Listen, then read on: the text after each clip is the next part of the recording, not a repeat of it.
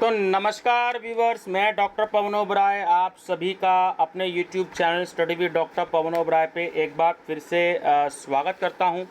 तो बहुत important video है। आपको मैं कुछ मोस्ट इम्पोर्टेंट क्वेश्चंस करवा रहा हूं।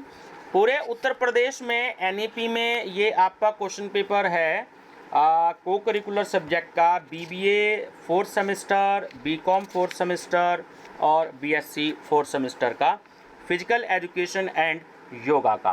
तो काफ़ी सारे स्टूडेंट्स की डिमांड थी कि सर कुछ क्वेश्चंस इंपॉर्टेंट इसमें करा दीजिए। एक्चुअली देखिए, ये जो पीडीएफ फाइल है ये 271 जो एमसीक्यूज़ की है, और कुछ मैंने और इम्पोर्टेंट एमसीक्यूज़ और तैयार कर लिए हैं। तो समय मिलता है तो मैं आपको अपडेट कराऊंगा, है ना। दूसरा क्या है कि 12 अगस्त 2023 से सीसैट यूनिवर्सिटी मेरठ के एग्ज़ाम से स्टार्ट हो रहे हैं, और भी यूपी की अदर यूनिवर्सिटीज़ के स्टार्ट हो रहे हैं या होने वाले हैं।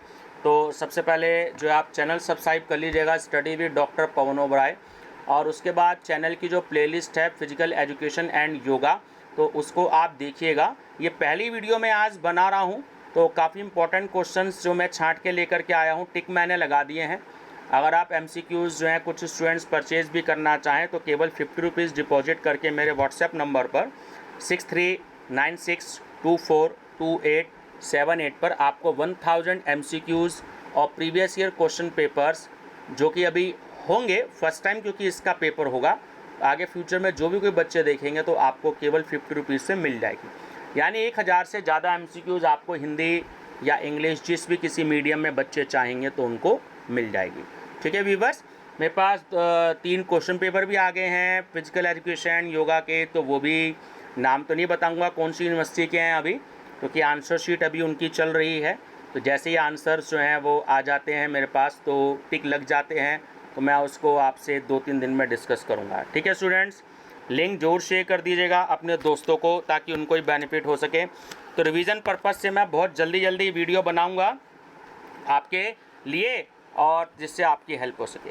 चलिए, तो क्वेश्चन डिस्कस करेंगे और सीधा आंसर डिस्कस करेंगे ताकि बहुत कम समय में आपका रिवीजन हो जाए। ठीक है ना। तो नंबर फर्स्ट आपका क्वेश्चन है कि शारीरिक शिक्षा कितने शब्दों का संयुक्त रूप है। तो शारीरिक शिक्षा जो है वो 2 शब्दों का संयुक्त रूप है। ठीक है, चलिए नेक्स्ट है, शारीरिक शिक्षा से क्या आशय है। तो तीनों ऑप्शन बिल्कुल करेक्ट हैं कि शारीरिक स्वस्थता, शारीरिक क्षमता और शारीरिक बनावट। डी इसका राइट आंसर है जो है ये सभी। क्वेश्चन नंबर 3, शारीरिक शिक्षा शारीरिक क्रियाओं के माध्यम से बच्चे के संपूर्ण व्यक्तित्व का विकास है। किसने कहा? ये कहा जेपी थॉमस ने। 4, किसने कहा शारीरिक शिक्षा समस्त शिक्षा प्रक्रिया का ही एक आधारभूत अंग है। तो ये कहा चार्ल्स ए बुकर ने। शिक्षा की परिभाषा का आधार है तो वो है ऑप्शन डी 3R व 3M। बहुत इंपॉर्टेंट क्वेश्चन है, ये ध्यान रखेंगे। शारीरिक शिक्षा का उद्देश्य है तो ऑप्शन सी करेक्ट है कि शारीरिक कौशल का विकास करना। मनुष्य की पकड़ उसकी पहुंच से बड़ी होनी चाहिए, अन्यथा स्वर्ग किस लिए है। तो यह कथन किस महान कवि का है। तो ये है ब्राउनिंग, ऑप्शन सी। स्वास्थ्यकर, शिक्षाप्रद, निदानात्मक एवं मनोरंजनात्मक ही शारीरिक शिक्षा के लक्ष्य हैं। यह कथन किसका है। तो ये है ऑप्शन सी डुडले एवं सॉर्जेंट का। J.R. शर्मन ने शारीरिक शिक्षा के कितने लक्ष्य बताए हैं। 5। चार्ल्स ए बुचर ने शारीरिक शिक्षा के लक्ष्य बताए हैं 5, ऑप्शन सी। अन्योन्याश्रित लक्ष्यों को किसने विभाजित किया है। तो वो है आपका ऑप्शन सी ब्लूम एवं क्रेन्थे व होल। किसने कहा कि आज भारत को गीता की नहीं बल्कि फुटबॉल मैदान की अधिक आवश्यकता है। ये कहा है स्वामी विवेकानंद जी ने। शारीरिक शिक्षा में कौन सी कला का समावेश है। नृत्य कला। यह शरीर का ठोस गठन ही है गठन ही है जो मन का सही और निश्चित संचालन करता है। यह कथन किसका है? तो यह कथन है ऑप्शन डी रोशियो का, है ना, रोशियो। शारीरिक शिक्षा का उद्देश्य उच्चतम डैश संगठित विकास करना है। तो देखिए शारीरिक, सामाजिक और मानसिक, तो डी ऑप्शन करेक्ट है कि ये सभी। सर्वप्रथम शारीरिक शिक्षा के लक्ष्यों को किसने बताया? तो ये बताया डुडले एवं ए सॉर्जेंट ने। ब्लूम एवं क्रेथेनवोहोल और उनके साथियों ने अन्योन्याश्रित लक्ष्यों को कितने वर्गों में विभाजित किया है? 3 वर्गों में। मनोप्रेरक क्षेत्र के कितने उपक्षेत्र हैं? 2। शारीरिक शिक्षा के महत्व को निम्नलिखित में से किन बिंदुओं द्वारा समझा जा सकता है? तो जो है इसमें आपका पेशीय विकास भी है और मानसिक शांति भी है और सर्वांगीण विकास भी है। तो डी ऑप्शन करेक्ट है ये सभी। निम्नलिखित में से आत्मरक्षा क्रिया है, तो क्या है? आत्मरक्षा जो है वो कराटे में सिखाई जाती है। एथलेटिक्स में भागते हैं, एरोबिक में भी नहीं होता, तो कराटे, है ना। तो डी सी ऑप्शन आपका करेक्ट है। तो स्टूडेंट्स ये आपका पहला चैप्टर है and introduction to physical education, जो शारीरिक शिक्षा का एक परिचय था। ये जिस बुक से मैंने लिए हैं तो आंसर की हर चैप्टर के लास्ट में दी है, तो मैंने आंसर टिक लगा लिए हैं ताकि आपका रिवीजन भी जल्दी हो जाए। और जो बच्चे PDF लेते हैं तो उसमें भी आपको जो है सही तरीके से पता लग जाए, बार बार आपको आंसर ना देखना पड़े। अब हम पढ़ रहे हैं second chapter history of physical education. देखिए मैंने बताया रिवीजन पर्पस से मैं बना रहा हूँ क्योंकि समय कम है, एकदम से परसों डेट शीट आ गई है, 12 अगस्त से पेपर हैं, तो प्रयास करेंगे कि बहुत जल्दी जल्दी जो है रिवीजन भी आपका हो जाए। खेलों का स्वर्ण युग कहा जाता है, तो यूनान के समय को, बहुत इंपॉर्टेंट क्वेश्चन है। प्रसिद्ध खेल स्थान स्पार्टा है, कहाँ है? वो यूनान में है। ओलंपिक खेल किस देवता को खुश करने के लिए शुरू किए गए? जीएस के लिए, ठीक है, ध्यान रखिएगा। ओलंपिक खेल कब शुरू हुए? तो वो 776 ईसा पूर्व में हुए। आधुनिक ओलंपिक खेल कब शुरू किए गए? तो देखिए ना तो 776 ईस्वी में, ना 592 ईस्वी में और ना ही 394 ईस्वी में। तो डी ऑप्शन करेक्ट है इसमें कि इनमें से कोई नहीं, ठीक है, तो ध्यान रखिएगा। नेक्स्ट है आधुनिक शारीरिक शिक्षा का पिता किसे कहा जाता है? बड़ा ही इंपॉर्टेंट क्वेश्चन है। तो जॉन बर्नार्ड बेस्टो को, जॉन बर्नार्ड बेस्टो। बास्केटबॉल खेल का जनक माना जाता है विलियम जी मॉर्गन को। चीन में शारीरिक शिक्षा को स्कूलों में अनिवार्य विषय कब बनाया गया? तो सन 1929 ईस्वी में, ठीक है, बहुत इंपॉर्टेंट क्वेश्चन है। प्राचीन काल की काल अवधि है, तो वो है ऑप्शन सी 3250 ईसा पूर्व से 2500 ईसा पूर्व तक। महाकाव्य काल की समय अवधि है, तो वह है 600 ईसा पूर्व से 320 ईसा पूर्व तक। सभ्यताओं का काल कहा जाता है प्राचीन काल को। YMCA की स्थापना कब हुई? बहुत इंपॉर्टेंट क्वेश्चन है। तो YMCA की जो स्थापना हुई वो सन 1920 में हुई, ठीक है स्टूडेंट, ध्यान रखेंगे, इसमें आपको क्वेश्चन 2-3 जरूर मिल सकते हैं। सूर्य नमस्कार को किस काल में दैनिक जीवन पद्धति में शामिल किया गया? हिंदू काल में। भारत को किस खेल की जन्मस्थली माना जाता है? ठीक है, तो देखिए ना तो हॉकी आंसर है, ना फुटबॉल आंसर है और ना ही कबड्डी आंसर है। तो डी ऑप्शन करेक्ट है कि इनमें से कोई नहीं। कौन मुगल शासक चौपड़ का प्रसिद्ध खिलाड़ी था? अकबर। YMCA की स्थापना किसने की? HC बुक ने। शारीरिक शिक्षा के डीम्ड विश्वविद्यालय की स्थापना कब की गई? सन 1995 में। शारीरिक शिक्षा के कुल कितने केंद्रीय विश्वविद्यालय हैं? तो इस समय एक ही है, ध्यान रखिएगा। देखिए स्टूडेंट्स, मैं आपको बता दूं, ये जो केंद्रीय विद्यालय जो हैं, एक्चुअली इसको इंग्लिश में सेंट्रल यूनिवर्सिटी कहा जाता है। अगर ये क्वेश्चन आ जाए कि भारत में इस समय कुल कितने केंद्रीय विश्वविद्यालय यानी सेंट्रल यूनिवर्सिटीज़ जो हैं वो कितनी हैं, तो एट प्रेजेंट टाइम जो है वो 45 हैं। देखिए ये वीडियो मैं बना रहा हूँ इस समय, आज 4 अगस्त 2023 है ना, क्योंकि 12 अगस्त 2023 से एग्ज़ाम स्टार्ट हो रहे हैं सीसीएस यूनिवर्सिटी मेरठ के, और शाकुंभरी यूनिवर्सिटी के भी स्टार्ट हो रहे हैं या होने वाले हैं इस समय। तो आज तक तो 45 है, अगर भविष्य में बढ़ जाए कोई तो मैं कह नहीं सकता, तो उस पर लेटेस्ट वीडियो मैं बनाऊंगा। तो फिलहाल आज तक तो 45 ही हैं। लेकिन जो फिजिकल एजुकेशन है इसकी केवल जो है एक ही सेंट्रल यूनिवर्सिटी है। इसका सेंट्रल यूनिवर्सिटी का राइट जो है वो सारा सेंट्रल गवर्नमेंट के हाथों में होता है। जैसे सीसीएस यूनिवर्सिटी है, ये स्टेट लेवल की यूनिवर्सिटी है। माँ Shakumbhari university Saharanpur state level की यूनिवर्सिटी है। शारीरिक शिक्षा समिति जिसके अध्यक्ष श्री ताराचंद जी थे का गठन कब किया गया? सन 1948 को। भारतीय खेल परिषद का गठन कब किया गया? 1954 में। राजकुमारी अमृत कौर स्पोर्ट स्कीम किसने शुरू की? तो ये करी ऑप्शन सी, राजकुमारी अमृत कौर ने। भारतीय खेल प्राधिकरण की स्थापना कब की गई? सन 1982 में।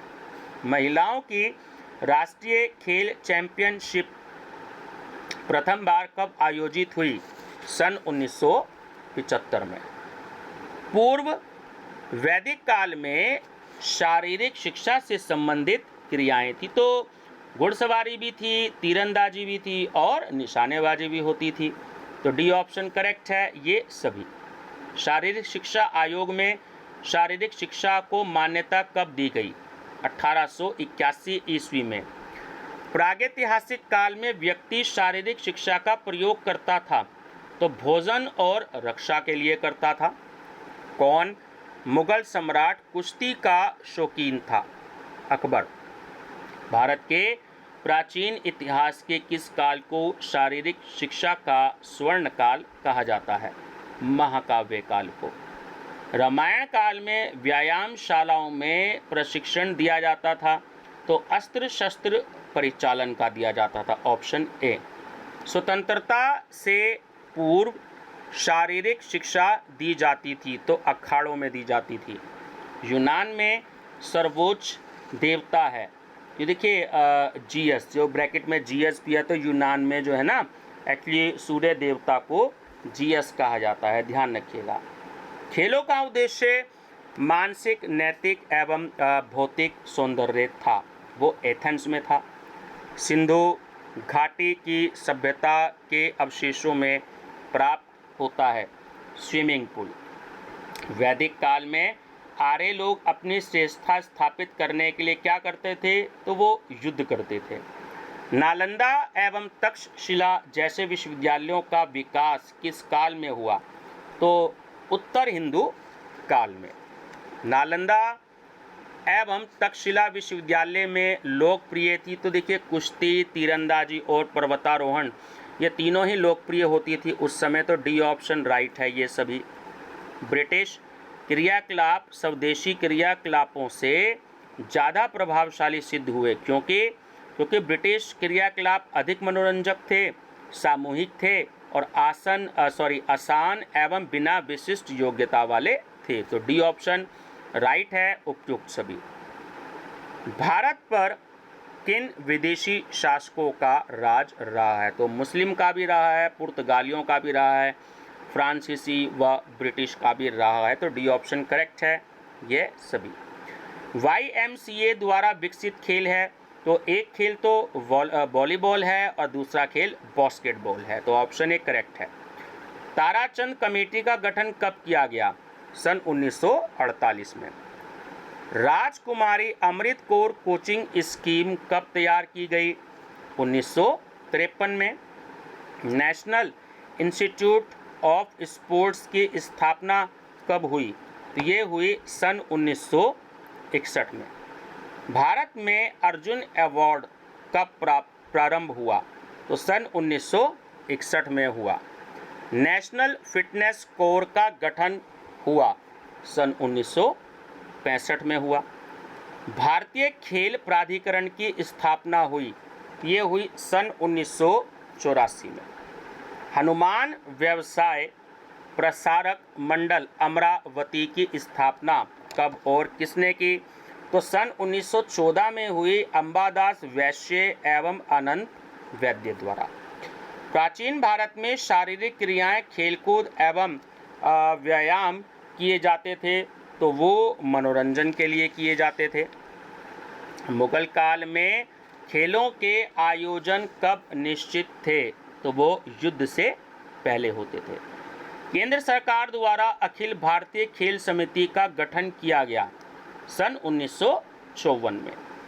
National plan of physical education and recreation, जिसकी हिंदी होती है मनोरंजन, रिक्रिएशन की, तैयार किया गया, तो वो किया central advisory board of physical education ने। डी ऑप्शन करेक्ट है और ये इसकी आंसर शीट। ठीक है स्टूडेंट्स, तो 2 आपके ये चैप्टर हो चुके हैं, तो 50 + 20 जो है वो 70 क्वेश्चन अब तक हम स्टडी कर चुके हैं।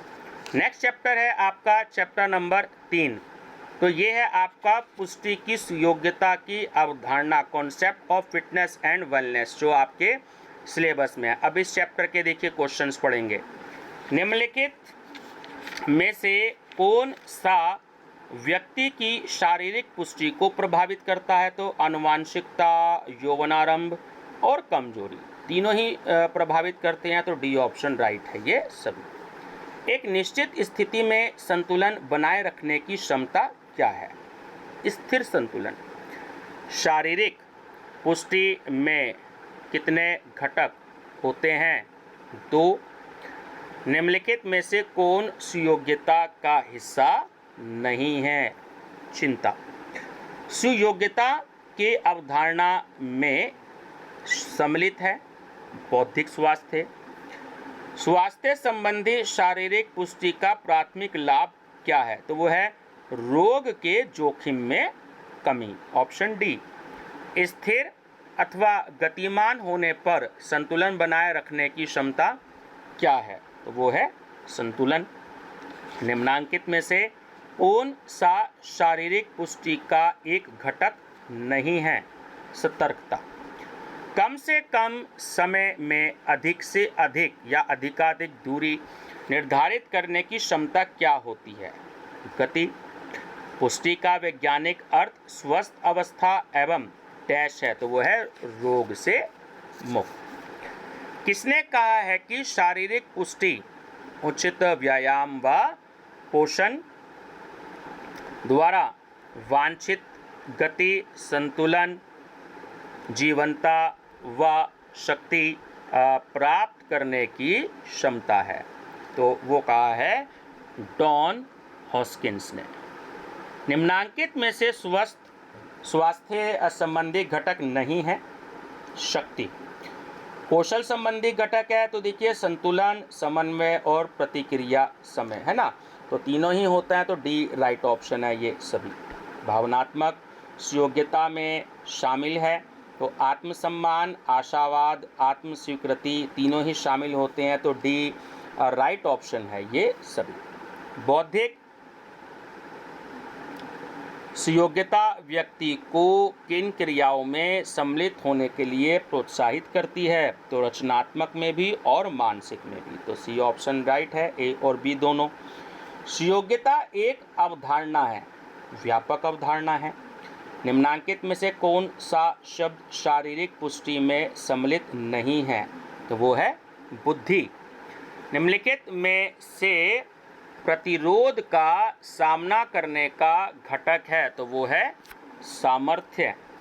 एक व्यक्ति के लिए शारीरिक पुष्टि क्यों महत्वपूर्ण है? तो ऊर्जा में वृद्धि करने के लिए भी और समग्र स्वास्थ्य में भी, तो सी ऑप्शन राइट है, ए और बी दोनों। स्वास्थ्य संबंधी पुष्टि का उद्देश्य किसकी रोकथाम करना है? तो वो है रोग की। देखिए इसके भी आंसर करेक्ट है, तो 90 क्वेश्चन आपके हो गए हैं। नेक्स्ट आपका चैप्टर है वेट मैनेजमेंट, है ना, वजन प्रबंधन। मोटापा किसकी वृद्धि के कारण होता है? तो आंसर है बी, एडिपोसिटी। एडिपोसिटी। मोटापा निम्नांकित में से किस रोग के लिए जिम्मेदार होता है? तो देखिए, कोलन कैंसर भी हो सकता है, हृदय रोग भी हो सकता है, और टाइप 2 मधुमेह, जिसे हम इंग्लिश में कहते हैं टाइप 2 डायबिटीज़, ठीक है, शुगर कहते हैं। तो डी आंसर करेक्ट है, ये सभी। मोटापा किस कारण से होता है? तो खाने की खराब आदतों के कारण भी हो सकता है, शारीरिक निष्क्रियता के कारण भी हो सकता है, और मनोवैज्ञानिक कारक भी हो सकते हैं। तो डी राइट ऑप्शन है, ये सभी। अधिक वजन की क्या परिभाषा है? तो जिसका BMI 25 से लेकर के 29.9 किलोग्राम पर, है ना, एम का स्क्वायर, ये इन्होंने यूनिट दे रखी है इसकी, तो ये यूनिट दे रखी है, तो BMI ध्यान रखना 25 से 29.9 के बीच में। मोटापे की व्याख्या करने के लिए निम्नांकित में से कौन सी प्रक्रिया महत्वपूर्ण है? तो व्यक्तिगत मनोविज्ञान भी, खाद्य पर्यावरण भी, और शारीरिक क्रियाएं भी। तो डी राइट ऑप्शन है, ये सभी। मोटापे का चिकित्सा निदान किसके BMI निर्दिष्ट बिंदु पर आधारित है? तो वो है 30.0, ऑप्शन नंबर ए। एक अच्छे व्यायाम कार्यक्रम में क्या सम्मिलित होना चाहिए? तो हृदय व श्वास संबंधी प्रशिक्षण भी होना चाहिए, शक्ति प्रशिक्षण भी होना चाहिए, और लचीलेपन को बढ़ाने हेतु खिंचाव भी होना चाहिए। तो डी राइट ऑप्शन है, इनमें से सभी। अस्थि द्रव्यमान व शक्ति की हानि किससे होती है? अस्थि सुषिरता से, ठीक है, सी ऑप्शन। भूख को कम करने वाला हार्मोन है, तो वो है लेपिटन, ऑप्शन ए। निम्नांकित लक्षणों में से कौन मोटापे की संभावना में सबसे बड़ी भूमिका निर्वाह करता है? तो वो होती है हमारी जीवन शैली, किस तरीके की हमारा जो है लाइफस्टाइल आज के समय में है, आदमी जो है जल्दी मोटा हो जाता है। निम्नलिखित में से डैश शरीर में वसा के बहुत अधिक संचय से संबंधित स्वास्थ्य जोखिमों को संदर्भित करता है, जबकि डैश सामान्य से अधिक शरीर के वजन को संदर्भित करता है। तो पहले में मोटापा और दूसरे में है अधिक वजन, ठीक है, ऑप्शन नंबर ए। शरीर में कितने कक्ष होते हैं? 4। विश्व में मोटापे का प्रतिशत है 13%। मेसोमोर्फ क्या संदर्भित करता है? तो ऑप्शन सी कि ये सरलता से वजन बढ़ाते व कम करते हैं। मोटापे का मुख्य कारण है, तो ऑप्शन बी बढ़ती ऊर्जा की मात्रा या घनत्व एवं एक अधिक गतिहीन जीवन शैली। तो अब 105 क्वेश्चन स्टूडेंट्स इस वीडियो में हो चुके हैं आपके। एक्चुअली वीडियो बहुत ज़्यादा बड़ी हो जाएगी क्योंकि 271 MCQs हैं, तो इसके लिए मैं पार्ट 2 जो है और पार्ट 3 बनाऊंगा।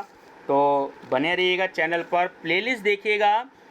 तो प्लेलिस्ट है फिजिकल एजुकेशन एवं योगा, तो पहले हिंदी में अपलोड कर रहा हूँ, उसके बाद इंग्लिश में अपलोड करूँगा।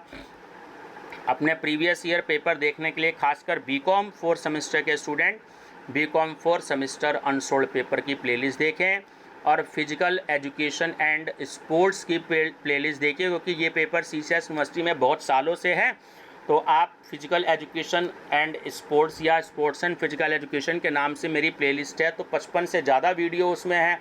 बहुत सारे बच्चों ने उसको पिछले 2-3 सालों में देखा है, तो आप स्टूडेंट्स भी देखिएगा, उसमें आपको काफ़ी सारे MCQs मिलेंगे, ठीक है स्टूडेंट्स। और अपने दोस्तों को भी वीडियो शेयर कर दीजिएगा।